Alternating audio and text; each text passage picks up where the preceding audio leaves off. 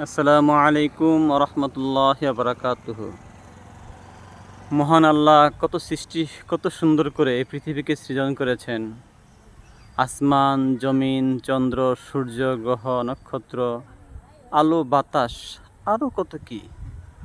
আলহামদুলিল্লাহ, এগুলোর মাঝে অন্যতম একটা সৃষ্টি হলো আল্লাহ পাকের এই রংধনু, যাকে আমরা ইংলিশে বলি রেইনবো। দেখতে আসলে কত সুন্দর। আলহামদুলিল্লাহ, পৃথিবীর কোনো ব্যক্তি এত সুন্দর করে এটা সৃষ্টি করতে পারবে না। আল্লাহ পাকের সৃষ্টি সেটা অনন্য, সেটা ইউনিক। সুবহানাল্লাহ। হাদিসে আসছে, তাফাক্কারু ফি খালকিল্লাহ, তোমরা আল্লাহ পাকের সৃষ্টি নিয়ে চিন্তা করো। ওরা তাফাক্কারু ফিল্লাহ, তোমরা আল্লাহকে নিয়ে চিন্তা করো না। আল্লাহকে নিয়ে যে চিন্তা আমাদের মনে আসে, বুঝতে হবে এটা শয়তানের পক্ষ থেকে এসেছে, এটা কোনো মানুষের পক্ষ থেকে আসেনি।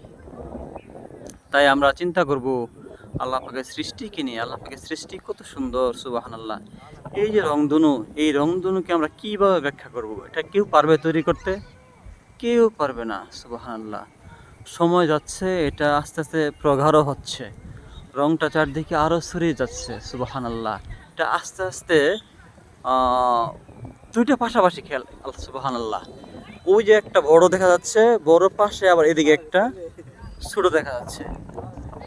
আলহামদুলিল্লাহ, দুটাই পাশাপাশি দেখা যাচ্ছে। সুবহানাল্লাহ, সুবহানাল্লাহ। আমরা ওটা দেখিনি, রংধনু, রংধনু।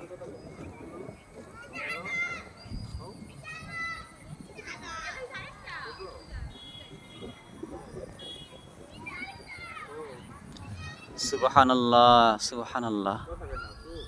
রংধনু, রংধনু এত রং পেল যে কোথায়। আমরা গজলে শুনি, এটা সত্যিই অসাধারণ। সুবহানাল্লাহ। আমরা দেখি আর আল্লাহ পাকের কুদরত চিন্তা করি। আল্লাহ পাক কত সুমহান, কত সুবিশাল, ওনার ক্ষমতা, কুদরত পৃথিবীর সব কিছুর উপরে।